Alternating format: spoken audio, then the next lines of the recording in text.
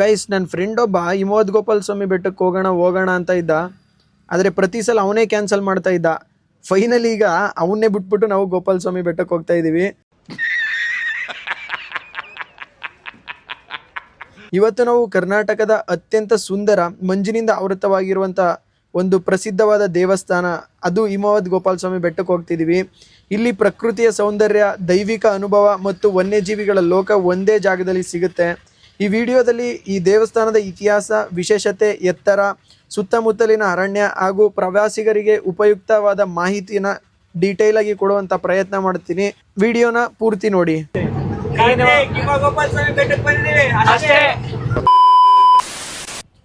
Hello, ನಮಸ್ಕಾರ Karnataka.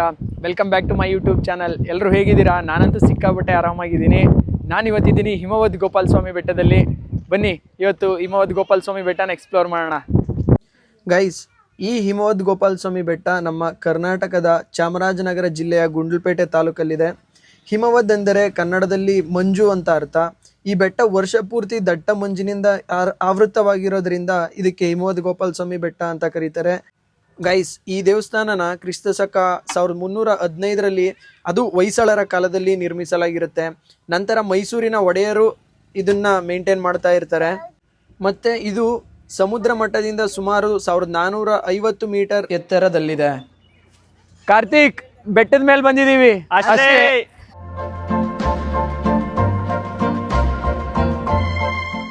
Guys, ಇವತ್ತು ಆನೆ ಸಿಗುತ್ತೋ ಸಿಗಲ್ವೋ ಅನ್ನೋ ಒಂದು ಡೌಟಲ್ಲಿದ್ವಿ.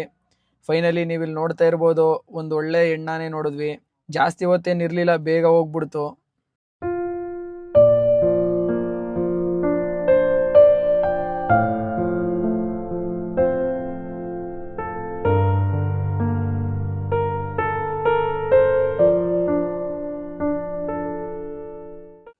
ಗೈಸ್, ಹಂಗೆ ಬೆಟ್ಟದಿಂದ ಕೆಳಗಿಳಿತಾ ಇದ್ದಂಗೆ ಹೊಟ್ಟೆ ಸಿಕ್ಕಾಬಟ್ಟೆ ಎಸಿತಾ ಇತ್ತು. ನೀವು ಇಲ್ಲಿ ನೋಡ್ತಾ ಇರ್ಬೋದು, ಇದು ನನ್ನ ಫ್ರೆಂಡ್ದು ಹೋಟೆಲ್ಲು. ಇವನೇ ನಮ್ಮ ಹುಡುಗ ಚಿನ್ನು ಅಂತ. ಇವನು ಇವಾಗ ಡಿಗ್ರಿ ಓದ್ತಾ ಇದ್ದಾನೆ. ಪಾರ್ಟ್ ಟೈಮಲ್ಲಿ ಈ ಥರ ಅವ್ರದ್ದೇ ಶಾಪಲ್ಲಿ ಕೆಲಸ ಮಾಡ್ತಾನೆ. ನೀವ್ಯಾರಾದರೂ ಈ ವಿಡಿಯೋ ನೋಡ್ತಾ ಇದ್ದರೆ ಇಲ್ಲಿ ಹೋಗ್ಬಿಟ್ಟು ತಿನ್ನಿ, ಅವ್ರಿಗೂ ತುಂಬ ಹೆಲ್ಪ್ ಆಗುತ್ತೆ. ಹಾಗೆ ಬಜ್ಜಿ ಮತ್ತು ಚಿರುಮುರಿ ಎಲ್ಲ ಕೊಟ್ಟಿದ್ರು. ಆ ಚಳಿ ವೆದರ್ಗೂ ಅದಕ್ಕೂ ಸಖತ್ತಾಗಿತ್ತು ಅನ್ಕೊಬಿಡಿ. ವೇಣುಗೋಪಾಲ ಸ್ವಾಮಿ ಟೆಂಪಲ್ ಏನೋ ನೋಡ್ಬಿಟ್ವಿ. ಹಂಗೆ ಇನ್ನೂ ತುಂಬ ಟೈಮ್ ಉಳಿತಲ್ಲ, ನಮ್ಮ ಫ್ರೆಂಡ್ಸ್ ಎಲ್ಲ ಕೂತ್ಕೊಂಡು ಇಷ್ಟು ದೂರ ಬಂದ್ಬಿಟ್ಟು ಬಂಡೀಪುರ ನೋಡಿಲ್ಲ ಅಂದರೆ ಹೇಗೆ ಅಂತ ಬಂಡೀಪುರ ಕಡೆ ಹೊರಟ್ವಿ. ನೀವು ನೋಡ್ತಾ ಇರ್ಬೋದು, ನಾವಿವಾಗ ಬಂಡೀಪುರದಿಂದ ಪಾಸ್ ಆಗ್ತಾ ಇದ್ದೀವಿ. ಮತ್ತು ಹಾಗೆ ಮಾಸಿನಗುಡಿ ಸಫಾರಿ ಹೋಗೋಣ ಅಂತ ಪ್ಲ್ಯಾನ್ ಮಾಡ್ತಾ ಇದ್ವಿ. ಈಗ ತಾನೇ ಮಳೆ ಶುರುವಾಗಿದ್ದರಿಂದ ಕಾಡೆಲ್ಲ ಹಚ್ಚ ಹಸುರಾಗಿ ಸಖತ್ತಾಗಿತ್ತು. ನೀವು ಹಾಗೆ ಫಾರೆಸ್ಟ್ ಎಂಜಾಯ್ ಮಾಡ್ತಾ ಇರಿ.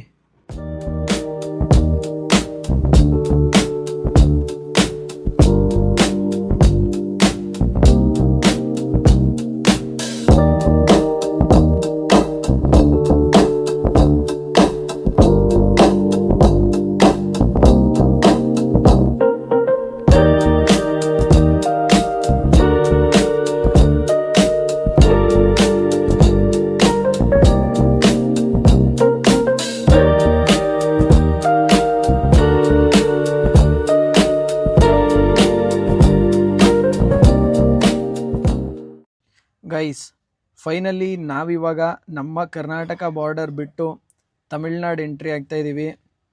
ಇದೇ ನನ್ನ ಬೈಕಲ್ಲಿ ಮೊದಲನೇ ಸಲ ಇಂಟರ್ಸ್ಟೇಟ್ ಟ್ರಾವೆಲ್ ಮಾಡ್ತಾ ಇರುವಂಥದ್ದು.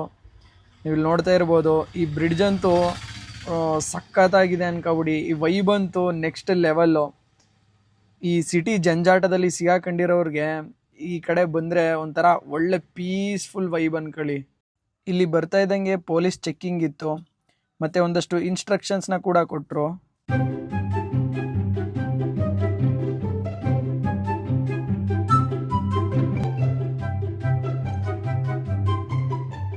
ನಾವು ಫಾರೆಸ್ಟ್ ಎಂಟ್ರಿ ಆಯ್ತಾ ಇದ್ದಂಗೆ ಎಲ್ಲೂ ನಿಲ್ಲಿಸ್ಬೇಡಿ ಮತ್ತು ಪ್ರಾಣಿಗಳಿಗೆ ಫೀಡ್ ಮಾಡಬೇಡಿ ಅಂತ ಇನ್ಸ್ಟ್ರಕ್ಷನ್ಸ್ ಕೊಡ್ತಾರೆ.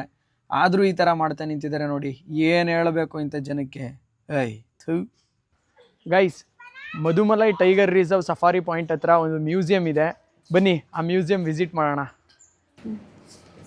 என் பேர் சங்கீதா. நான் வந்து முதுமலையில் இருக்கேன்.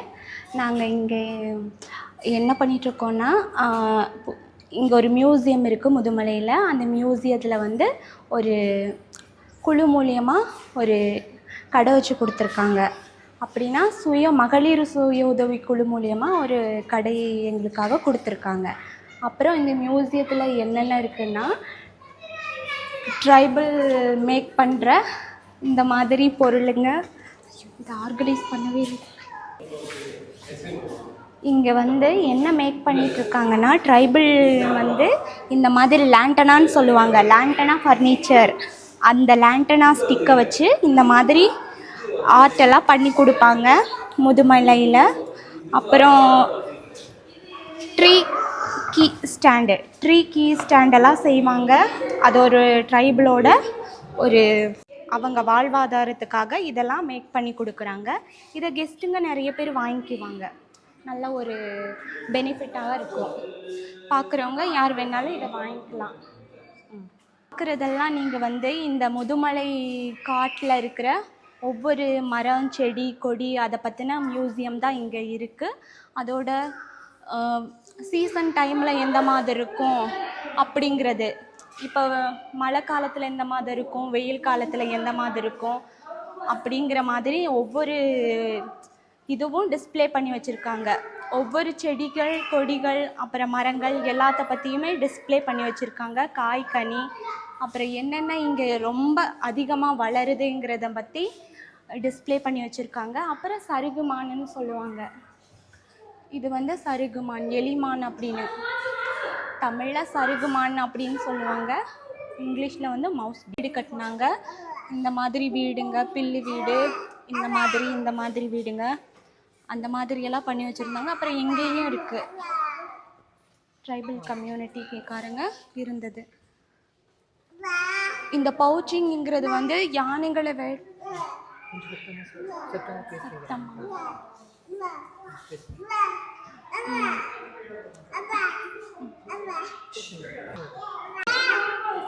ஹியூமன் அனிமல் கான்ஃப்ளிக்ட் அப்படிங்கிறது வந்து ஹியூமனால் வேட்டையாடப்படுறது. அனிமலை ஹியூமனால் அந்த காலத்தில் வந்து இருந்தவங்க வந்து ரொம்ப அனிமலை வேட்டையாடி இருக்காங்க அப்படிங்கிற ஹியூமன் அனிமல் கான்ஃப்ளிக்ட் அது. அப்புறம் நம்ம யூஸ் பண்ணுற பிளாஸ்டிக் பேப்பர், அதுங்களை சாப்பிட்டு எப்படி யானைங்க, மான், சிறுத்தை அந்த மாதிரி எப்படி பாதிக்கப்படுதுங்கிறது தான் இதில் டிஸ்ப்ளே பண்ணியிருக்காங்க. இந்த சிறுத்தையெல்லாம் எப்படி பதப்படுத்தியிருக்காங்கன்னா, அதோட தோல் அப்படின்னா இந்த சிறுத்தையெல்லாம் இங்கே தான் இருந்தது, இங்கே வாழ்ந்து இறந்ததுங்களை தான் எடுத்து பதப்படுத்தி வச்சுருக்காங்க. அப்படின்னா தோல் ரியலிஸ்டிக்காக இருக்கும். ஸ்ட்ரக்சருக்கு வேண்டி ஸ்டஃபிங் கொடுத்துருக்காங்க, ஆனால் எல்லாமே ரியல். அப்புறம் சிறுத்தை இருக்குது.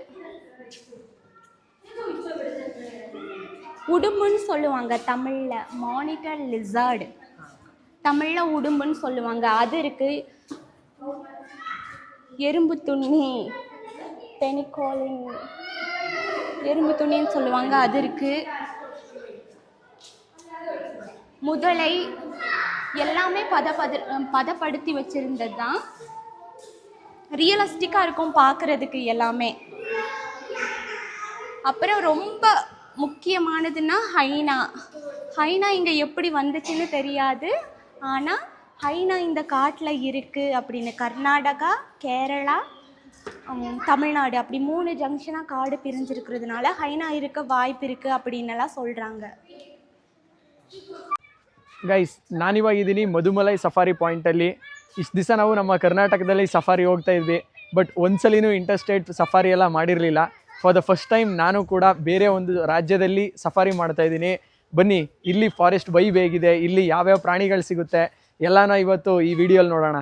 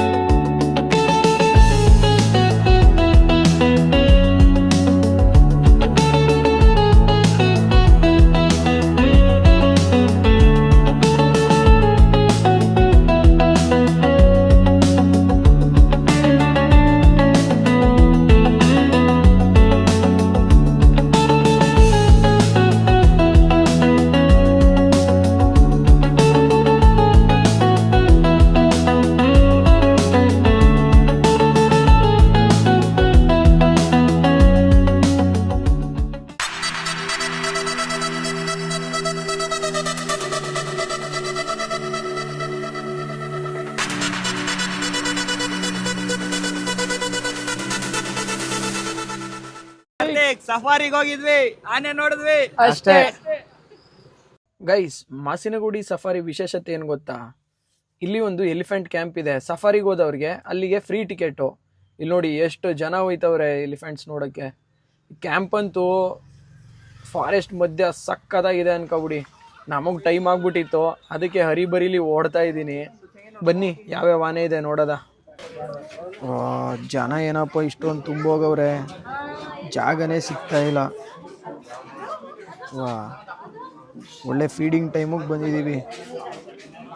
ಈ ಆನೆ ನಮ್ಮ ಕರ್ನಾಟಕದಲ್ಲಿ ಸೆರೆ ಹಿಡಿದಿರೋದು. ಯಾವುದೋ ಇನ್ನೊಂದು ಆನೆ ಬೇರೆ ಬತ್ತಾಯ್ತಪ್ಪ, ಒಳ್ಳೆ ಟಸ್ಕರು, ಸಖತ್ ಮೆಜೆಸ್ಟಿಕ್ಕಾಗಿ ಕಾಣಿಸ್ತೈತೆ. ಇದೇ ನೋಡಿ ಆನೆಗಳು ಕೊಡಕ್ಕಿಟ್ಟಿರುವಂಥ ಒಂದೊಂದು ಫಾಡರು. ಆ ಆನೆಗಳ ಹೆಸ್ರನ್ನ ಬರೆದ್ಬಿಟ್ಟು ಅದ್ರ ವೆಯ್ಟಿಗೆ ತಕ್ಕಂಗೆ ಊಟ ಕೊಡ್ತಾರೆ. ತೆಂಗಿನಕಾಯಿ, ಬೆಲ್ಲ ಎಲ್ಲ ಆನೆಗೆ ತುಂಬ ಫೇವ್ರೇಟ್ ಅನಿಸುತ್ತೆ. ಎಲ್ಲ ಕಡೆನೂ ಬರೀ ಇದೇ ಕೊಡ್ತಾ ಇರ್ತಾರೆ.